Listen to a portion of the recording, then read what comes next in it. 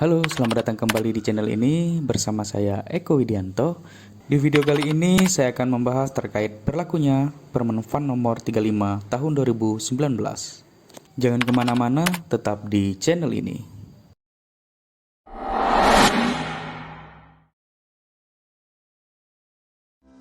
Permen PAN nomor 35 tahun 2019 tentang jabatan fungsional perawat ditetapkan di Jakarta pada tanggal 29 Desember 2019 oleh Cahyokumolo dan diundangkan di Jakarta pada tanggal 31 Desember 2019 oleh Direktur Jenderal Peraturan Perundang-undangan Kementerian Hukum dan Hak Asasi Manusia Republik Indonesia Widodo Eka Cahyana. Meskipun begitu, bukanlah merupakan sesuatu hal yang mudah. Butuh proses yang panjang dan dukungan dari berbagai pihak. Lalu, kapankah berlakunya undang-undang ini? Melalui video ini saya akan coba jelaskan satu persatu. Maka dari itu teman-teman jangan kemana-mana, tetap tonton video ini hingga habis. Jangan di skip-skip dan jangan lupa like dan subscribe channel ini.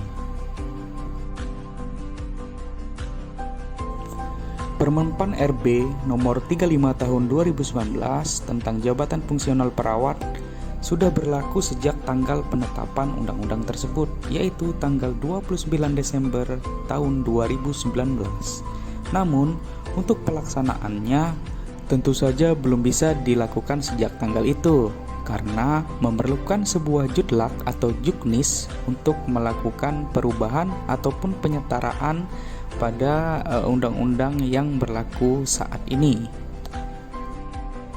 Hal yang paling krusial dan hal yang ditunggu-tunggu oleh teman sejawat perawat dalam peraturan perundang-undangan tersebut yakni untuk PNS dengan kualifikasi pendidikan profesi nurse akan menduduki jabatan ahli muda tingkat pertama golongan ruang 3B. Yang pada peraturan sebelumnya untuk kualifikasi profesi nurse menduduki jabatan ahli pertama golongan ruang 3A. Tentunya hal semacam ini merupakan sebuah lampu hijau bagi profesi keperawatan. Pada tanggal 16 Februari 2002 lalu telah diadakan rapat koordinasi teknis kepegawaian sosialisasi peraturan jabatan fungsional rumpun kesehatan dengan tema peningkatan kapabilitas jabatan fungsional kesehatan menuju Smart ASN yang langsung dihadiri oleh Bapak Supranawa Yusuf SH MPA, yaitu Wakil Kepala Badan Kepegawaian Negara Republik Indonesia di Kanrek 8 Banjarmasin dan disiarkan secara langsung melalui laman YouTube Kanrek 8 Banjarmasin. Pada video ini saya mencoba untuk merangkum poin-poin apa saja yang disampaikan para narasumber dan Bapak Wakil Ketua BKN RI terkhusus bagi profesi dan sejawat perawat. Pada sambutannya, Bapak Supranawa Yusuf menyampaikan bahwa kita harus memajukan dan meningkatkan kompetensi para ASN secara khusus pada jabatan fungsional. Selain itu, beliau juga menghimbau bagi para pejabat, pengelola dan manajemen Kanrek 8 Banjarmasin agar mengikuti perkembangan dan aturan yang berlaku, terutama yang berkaitan dengan para pemangku jabatan fungsional rumpun kesehatan. Selain itu, beliau juga menghimbau bagi para pemangku jabatan perlu tetap melaksanakan pengembangan profesi untuk meningkatkan kompetensi jabatan tersebut, seperti mengikuti kegiatan-kegiatan seminar, simposium, dan lain sebagainya. Beliau juga menegaskan tentang kualifikasi pendidikan jabatan fungsional. Untuk jabatan keterampilan minimal adalah D3 dan untuk jabatan keahlian minimal S1 plus profesi. Beliau juga menyampaikan bahwa sosialisasi pada hari tersebut merupakan pelaksanaan dari arahan Presiden untuk pencapaian visi 2045, terutama pada poin 1, pembangunan sumber daya manusia, dan poin 4, penyederhanaan birokrasi. Sebelum melanjutkan ke poin selanjutnya, teman-teman, saya sampaikan saya mohon maaf karena saat perekaman ini sedang terjadi hujan sangat lebat ya teman-teman ya. Mudah-mudahan sound yang dihasilkan tetap maksimal. Pada materi kedua yang dibawakan oleh Ibu Iptri Sri Rejeki, yaitu Direktur Pengadaan dan Pengangkatan BKN, beliau juga menyampaikan beberapa poin-poin penting dalam pengangkatan dan pengadaan pegawai negeri sipil. Teman-teman bisa sambil melihat di layar untuk tingkat kepangkatan dan angka kredit jabatan fungsional. Untuk usia pensiun 58 tahun, yaitu untuk pejabat fungsional ahli muda, pejabat fungsional ahli pertama, dan pejabat fungsional keterampilan. Sedangkan untuk pejabat fungsional madya 60 tahun dan pejabat fungsional ahli utama yaitu 65 tahun. Poin penting yang beliau juga sampaikan yaitu CPNS yang diangkat sebagai jabatan fungsional perawat dengan kualifikasi pendidikan nurse diberikan pangkat penata muda tingkat 1 golongan ruang 3B.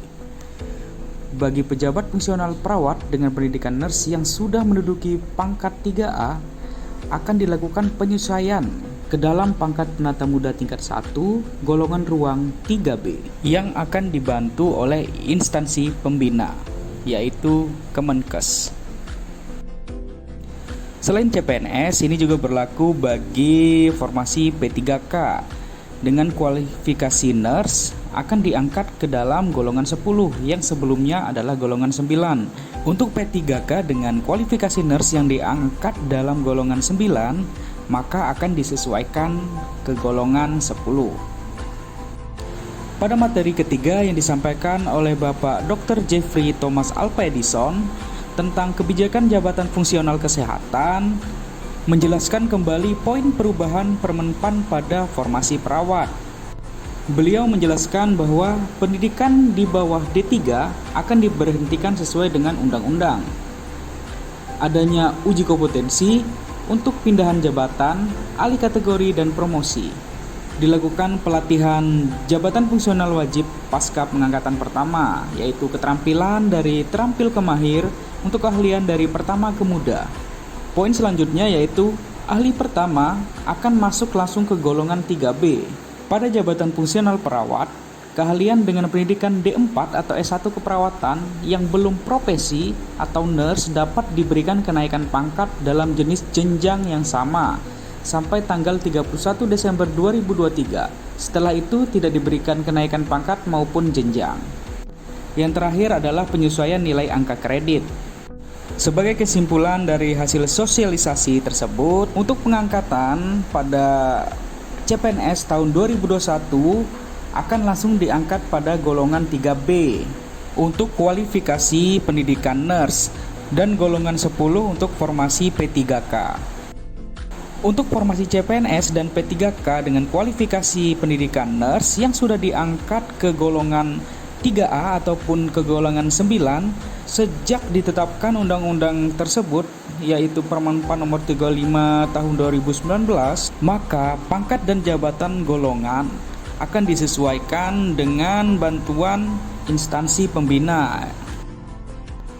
Mungkin itu saja teman-teman yang bisa saya sampaikan. Apabila teman-teman belum jelas dan belum puas, teman-teman bisa langsung akses YouTube-nya Kanrek 8 Banjarmasin.